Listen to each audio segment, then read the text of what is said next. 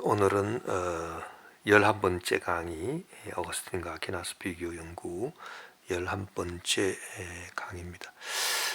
우리가 전번 시간에 공부했던 그 동일성의 원리, 동일률,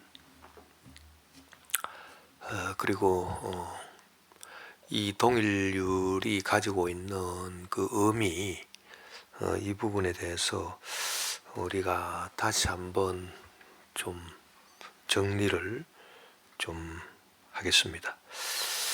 이 동일률이라고 하는 것이 왜 중요하냐라고 한다면, 그 어떠한 존재가 그 존재 자체, 그 존재 홀로 존재하는 그 자체로서 의미가 있다라고 하는 것을 함의하기 때문에 이것이 의미가 있다, 그렇게 우리가 얘기를 했죠.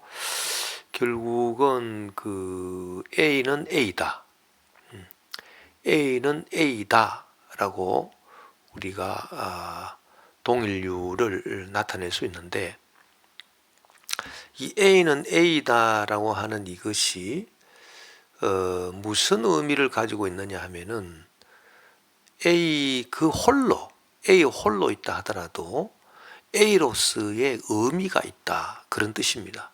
그러니까 그 존재 의미물음, 그 존재 그 자체가 홀로 그 존재 그 자체가 있다 하더라도, 어떤 존재가 그 홀로 있다 하더라도 그 존재 의미가 있다. 그 존재 의미가 충분하다. 그럴 때 A는 A다, 이렇게 말할 수 있는 것이다.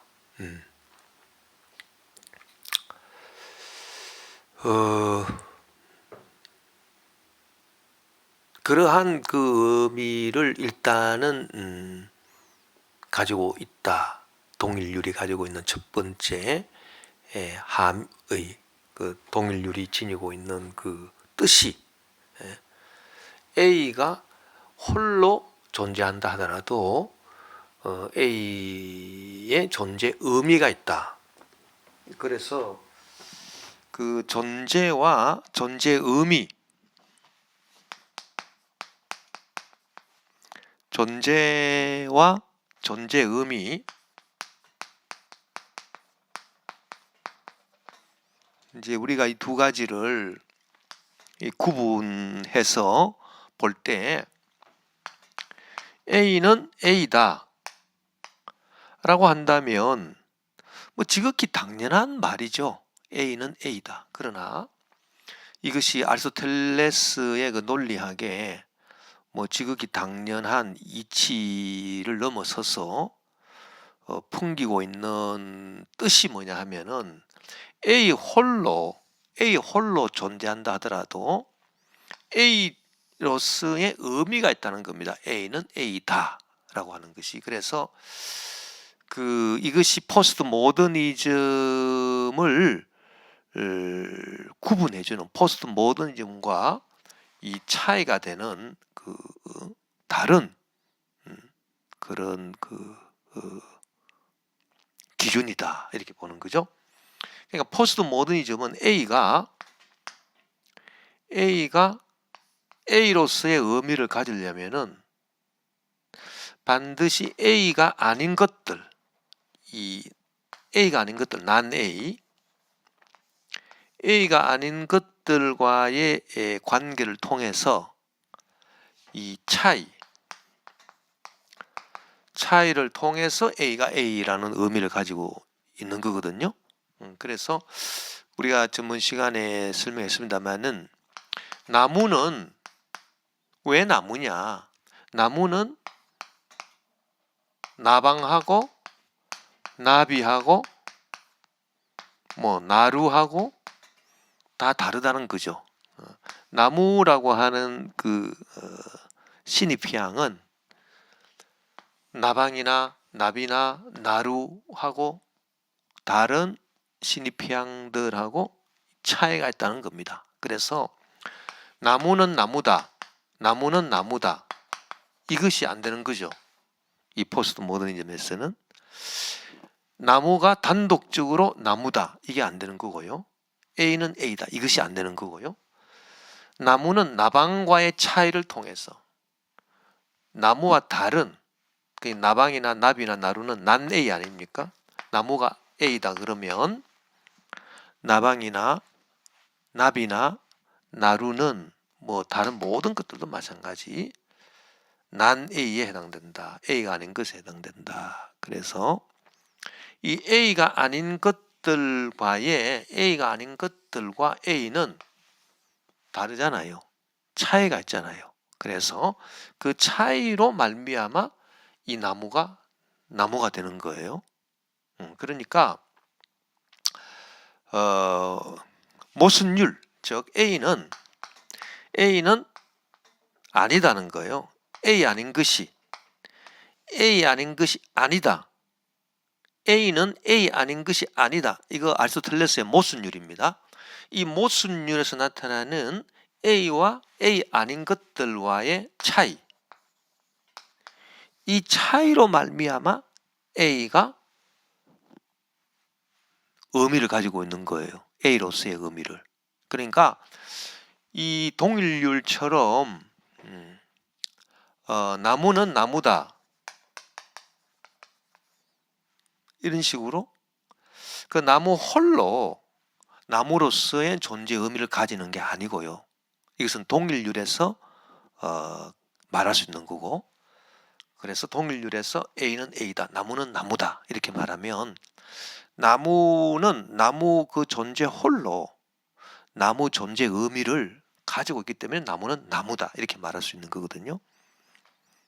그런데 이 포스트 모더니즘에서는 나무는 나무다. 나무는 나무로서의 존재 의미가 있다. 나무 홀로로서 나무 존재 홀로 나무 존재 의미가 있다. 그래서 나무는 나무다. 이게 아니고요. 이렇게 그 존재 의미가 주어지는 게 아니고 이 나무가 왜 나무로서의 존재 의미를 가지느냐? 그것은 나무가 아닌 것들, 나방이나 나비나 나루 이런 아닌 것들이 있어야 되죠. 이 아닌 것들이 전제가 돼야 됩니다. 그래서 출발점부터 A와 A 아닌 것들이 같이 있어야 돼요. 같이 출발점부터 같이 있어서 A는 A 아닌 것이 아니기 때문에 A가 A로서의 의미를 가진다는 겁니다. 그래서 나무는 나무 아닌 것들과 출발선상에서 같이 있어야 되는 거고 나무는 나무 아닌 것들과의 차이 그러니까 차이가 출발점이죠. 이 차이가 출발점이에요. 이것과 이것의 차이 이 차이로 말미암아 나무는 나무의 의미를 가지고 있는 거고 다른 것들은 다른 것들의 의미를 가지고 있는 거다. 예를 들어서 나방도 마찬가지입니다. 나방이 왜 나방으로서의 의미를 가지냐면은 나방은 출발선에서 나방 아닌 것들, 나무나 나비나 나루 이런 것들과 차이를 이루고 있고 따라서 이 차이로 말미암아 나방은 나방이 되고 나방으로서의 의미를 가지는 거다라고 하는 것이죠. 그러니까 이 포스트 모더니즘은 이 출발선상에서 A 단독으로 출발할 수가 없어요. A가 아닌 것들이 반드시 있어야 되고 이것 A와 A 아닌 것들과의 차이가 출발점이다. 이 차이의 출발점에서 A는 A가 되는 것이기 때문에 처음부터 A는 A다. 그렇게 말할 수 없는 거다. 그게 바로 포스트 모더니즘이고 여기에서 그 연유하는 것이 환유다. 환유라고 하는 그 비유다. 그렇게 우리가 공부를 했습니다. 그래서 동일률이라고 하는 것은 그 의미가 출발점이 A 홀로구나. A라고 하는 존재 혼자다. 출발점이. 그리고 A는 A로서 존재 의미를 가진다. 라고 하는 그런 뜻이 있다는 거죠. 그래서 이 동일률과 이 모순율이 다른 겁니다. 같은 말이지만은 달라요. A는 A다. 맞는 말이고 A는 A 아닌 것이 아니다. A 아닌 것이 아니다. 맞는 말이죠. A는 A 아닌 것이 아니다. 맞는 말이에요. 그렇지만은 이러한 그 속에 품고 있는 함의는 품고 있는 뜻은 그러니까 완전히 다른 것이다 라고 하는 겁니다. 그래서 포스트 모더니즘은 출발선상에서 모순율에 근거해서 A와 A 아닌 것들의 차이가 출발점이다. 이것은 A로서 단독적으로 A 존재 홀로 출발점이고 A는 A로서의 단독 스스로 의미를 가지는 거다. 이 부분이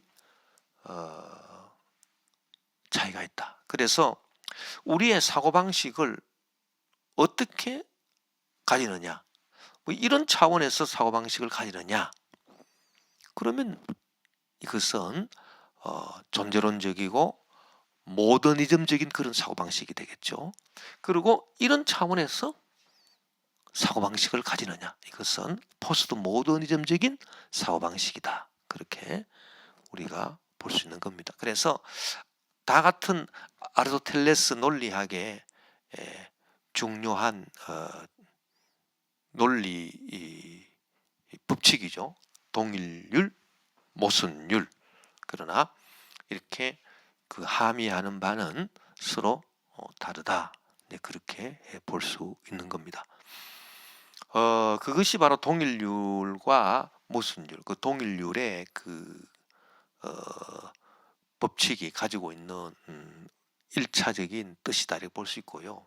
그리고 이 A는 A다 라고 그 말할 수 있는 것, A는 A다 라고 말할 수 있는 것이 그 우리가 전문 시간에 공부한 그 아리스토텔레스의 그 10가지 범주 가운데 하나는 실체고 9가지는 우유라 그랬습니다. 그 10가지 그 범주 가운데 그 실체를 이루고 있다. 그래서 A는 A다 이렇게 말할 수 있을 때 이 수로 A 이것은 실체의 범주에 해당하는 것이고 다른 9가지는 다 우연히 있는 우유의 범주에 속하는 것이다. 그렇게 우리가 공부를 했습니다. 그래서 아까 우리가 나무로 예를 들었지만은 나무는 나무다. 자, 이게 주어고 여기가 수로잖아요. 그 수로를 우리가 10가지 범주로 나눌 수 있다고 했는데 이 수로에서 나무는 나무다 할 때 이 나무는 나무다 이렇게 말할 때만 이 나무가 이 실체를 말하는 겁니다. 그리고 이 나무는 푸르다. 나무는 지금 이 나무는 연도가 100년생이다. 이 나무는 경기도에 위치해 있다. 이 나무는 무슨 비스듬히 이렇게 옆으로 자라 있다. 이런 여러 가지 이렇게 그 우유가 범주가 있습니다. 질. 이 나무는 좋다. 이 나무는 나쁘다. 이 나무는 어떻다. 질. 이 나무는 크기가 높이가 몇 미터다. 이런 양. 그리고 이 나무는 어디에 위치해 있다. 몇 년생이다. 장소, 시간, 어떠한 상태에 있다. 그리고 이 나무가 이 나무는 잎사귀를 많이 가지고 있다. 소유. 무슨 이 나무는 스스로 열매를 맺는다. 그리고 이 나무는 바람에 흔들린다. 능동, 수동 뭐 이런 여러 가지 수로의 9가지 범주는 우유의 범주다. 그러면 실체의 범주라고 할 수 있는 것은 오직 나무는 나무다. 수로 가운데 이것밖에 없다. 이것이 바로 그 실체의 범주다. 그래서 수로를 10가지 범주로 하는데 하나의 범주가 실체가 9가지가 우유의 범주인데 그 하나의 실체 범주는 A는 A다라고 하는 이 동일률에 적용되는 것밖에 없다는 겁니다. 그것이 우리가 이 동일률의 그 논리학적 법칙하고 이렇게 연관시켜서 얘기할 수 있는 거예요. 그리고 하나님에 대해서 우리가 얘기하자면 우리는 이제 신학도기 때문에 신학을 이제 공부하는 차원에서 우리가 얘기를 해야 되잖아요. 그래서 우리가 하나님에 대해서 우리가 얘기를 한다면 하나님에 대해서는 그 하나님에 대한 설명이 하나님에 대한 설명도 주어 수로 이렇게 나누어질 거 아닙니까? 하나님은 이렇다. 이게 주어고 이게 수로잖아요. 하나님에 대해서도 우리가 언명을 한다면 그러면 하나님에 대한 언명에서 주어와 수로가 나누어질 때 이 수로 가운데 9개는 우유고 하나는 실체다. 이렇게 우리가 얘기를 한다면 하나님은 하나님이다. 이거는 실체적인 언명이 되겠죠. 그런데 이 하나님 외에 9개의 우유에 대해서 이렇게 설명한 수로 이것은 하나님에 대해서 맞지 않다. 하나님은 어제나 오늘나 영원토록 변치 아니하시는 분이시기 때문에 하나님은 하나님이다. 이 실체적 언명 외에 하나님이 대양을 외투처럼 두르셨다. 하나님은 보좌의 자정에 계신다. 하나님은 여기에 계신다. 하나님은 저기에 계신다. 하나님의 연대가 무궁하다. 이런 그 우유에 해당되는 그 얘기들, 질이라든지 양이라든지 관계라든지 장소, 시간, 상태, 소유, 능동, 수동 이와 같은 보통 사물들에 대해서 우리가 그 우유적으로 말할 수 있는 그런 그 수로에 대해서 하나님 앞에 붙이는 것은 하나님에 대한 그 설명 수로로 하는 것은 그것은 전위적인 표현이다. 그러니까 원래 의미가 아니라 그 무엇이 밝혀주고자 하는 그 뜻을 갖고 있는 거지 하나님은 실체로밖에 표현할 수밖에 없다. 그래서 하나님은 하나님이다. 하나님은 하나님이다. 이것만 가능한 거지 원칙적으로 다른 것은 불가능하다. 하나님을 이 우유적인 그런 수로로 표현하는 것은 전위적인 표현이고 상징적인 표현이다. 예를 들어서 하나님은 나의 피난처다. 그것은 하나님이 어떻게 내 피난처입니까? 하나님은 하나님이다. 이 외에는 하나님은 나의 피난처가 되십니다. 그러면 그 말은 하나님이 정말 내 피난처가 되신다는 게 아니고 하나님이 나의 피난처라는 게 아니고요. 내가 하나님께 피하면 그만큼 내가 좋아진다라고 하는 그런 내가 보호를 받는다라고 하는 우리 쪽에서 일어나는 변화에 대해서 얘기를 한 거지 하나님한테는 변화가 없어요. 하나님은 어제나 오늘이나 영원토록 동일하시기 때문에 자리 이동이 안 되는 거고 위치 변화가 안 되는 거고요. 소유가 하나님 뭘 가지시고 안 가지시고 그런 것도 적용이 안 되는 거고 시간도 양도 질도 다 공간도 그 위치도 모습도 능동적인 상태도 수동적인 상태도 하나님께는 적용이 안 되는 것이다. 이렇게 보는 겁니다. 예를 들어서 하나님이 여기에 계신다. 이것도 안 되는 거예요. 하나님은 여기에 계신다. 이것도 전의적 표현이지. 뭐 하나님이 정말 뭐 여기 와 계시고 그게 아니고요. 우리가 하나님을 찾으면 우리가 하나님과 함께 있는 것으로 우리가 사실 하나님과 함께 있는 거지. 하나님이 뭐 하늘에 계시다가 여기 와 계신다. 그게 아니란 겁니다. 우리가 하나님과 함께 있는 거지.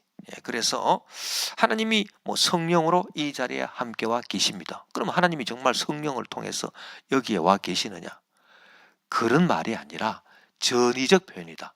우리가 하나님을 찾을 때 우리가 하나님께로 가는 겁니다. 우리가 하나님께로 가서 우리가 변화하는 거지. 우리가 자리 이동이 생기는 거고 우리가 위치 변화가 생기고 우리에게 좋은 일이 일어난다는 그 얘기지. 뭐 하나님께서 자리 이동을 하셔가지고 보좌 우편에 앉아 계신 하나님이 뭐 이 자리에 오시고 여기 계시고 저기 계시고 그런 게 아니란 겁니다. 그건 다 전의적 표현이다. 그래서 오직 하나님에 대한 표현은 하나님은 하나님이다. 이 실체적 표현밖에 가능한 게 없다. 나머지 그 9가지 우유 범주에 해당되는 그 하나님에 대한 그 표현은 다 전의적인 것이고 결국은 그 우리 편에서 일어나는 일들이다. 그렇게 이제 보는 겁니다. 그래서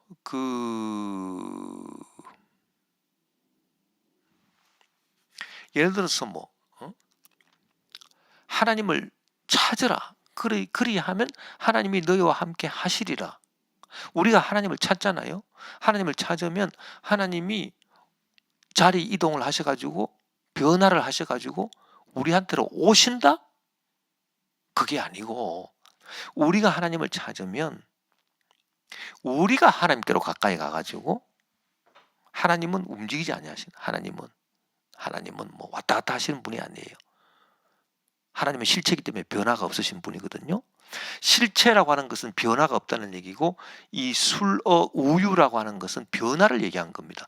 시간이나 공간이나 질이나 양이나 뭐 소유나 모습이나 위치나 수동이나 능동이나 이런 것들. 그렇기 때문에 우리가 하나님을 찾으면 우리가 하나님께 가까이 가는 것이고 우리가 하나님과 함께 가는 것이다. 그래서 우리에게 좋은 일이 일어나는 거다. 그 얘기지. 하나님이 이동하시고 하나님이 변화하시는 것은 아니다. 그 말입니다. 그래서 그 어거스틴이 그 삼위일체론에서 그 얘기하고 있는 거 보면은 그 빛이 건강한 눈한테는 빛이 포근하게 느껴져요. 빛이 포근하다.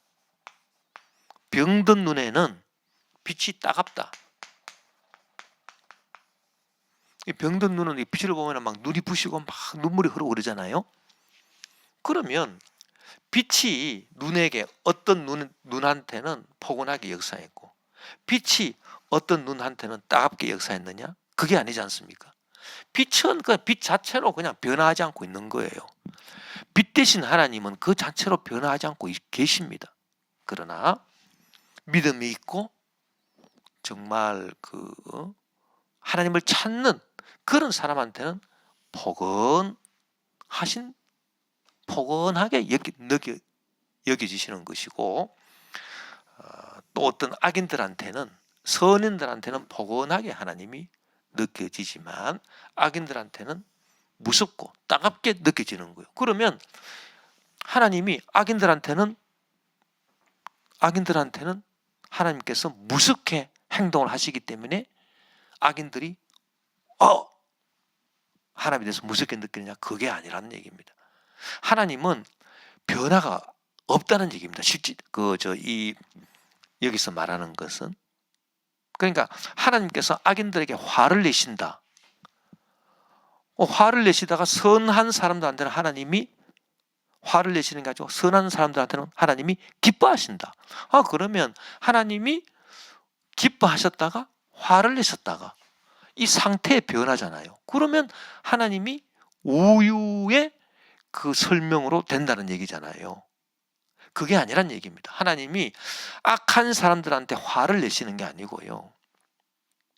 선한 사람들한테 선한 사람을 하나님이 기뻐하시는 게 아니란 겁니다.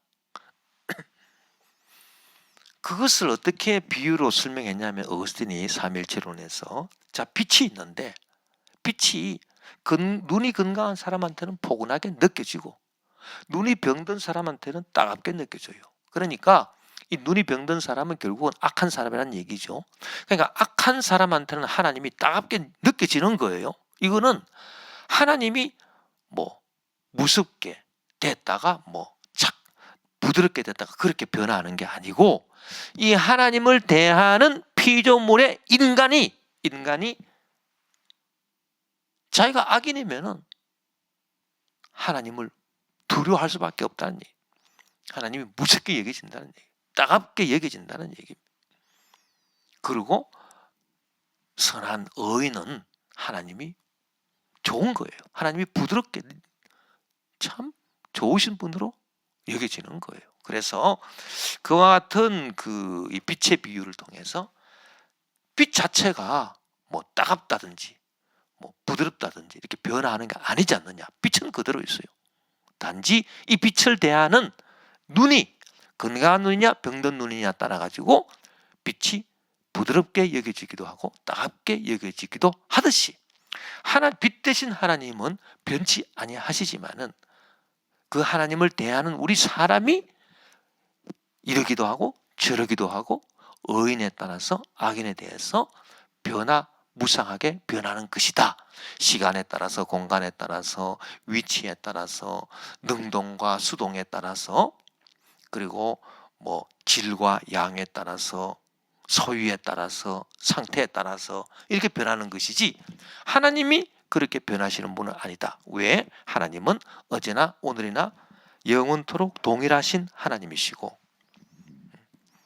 그래서 하나님을 제대로 신학적으로 삼위일체에 관한 하나님의 신학을 따라서 우리가 하나님을 표현하자면 하나님은 하나님이시다. 이것밖에 표현이 안 되는 거죠. 그 외에는 다른 어떠한 그 우유적인 그 표현도 하나님한테는 가당하지 않다. 그래서 그것이 바로 출애굽기 3장 14절에 나오는 나는 나다. 그 하나님께서 그 모세에게 그 당신의 이름을 알려 주십시오. 당신을 누구라고 이렇게 불러야 하겠습니까? 내가 이스라엘 백성들에게 하나님 당신을 누구라고 내가 소개를 시켜 드려야 되겠습니까? 당신의 이름을 가르쳐 주십시오. 모세가 하나님께 여쭈었을 때 하나님께서 나는 스스로 있는 자니라 그랬거든요. 나는 스스로 있는 자니라. 그게 I am what I am 야훼라고 하는 말에 그게 어원 아니겠습니까? I am what I am. 이 말이 뭐냐 하면 나는 나다 이거예요. 나는 나다. 즉 이 실체적 표현을 말한 겁니다. 나는 나다. 나는 내 홀로 내 있어도 나는 나야. 나 스스로 존재 의미가 충만하고 내가 피조물 안 지어도 나는 스스로 존재 의미가 충만해. 내가 피조물을 안 짓고 하늘과 땅을 안 짓고 사람들을 안 짓고 우주를 짓지 않았다 하더라도 나는 나야. 나는 나 홀로 나 스스로 내 존재 의미가 있고 내 이름은 나는 나다. 그게 하나님 이름입니다. 하나님께서 계시해 주신 당신의 성함이셔요. 예. 그래서 이게 바로 하나님에 대한 실체적 표현이다. 예. 나는 나다. 예. 그렇게 우리가 볼 수 있는 것이죠. 예. 그래서 이 아리스토텔레스의 그 10가지 범주 가운데 하나는 실체, 9가지는 우유인데 10가지 범주 가운데 이 삼위일체에 대해서 특별히 적용되는 우유가 있다. 그게 바로 관계라고 했습니다. 예. 이 관계라고 하는 것은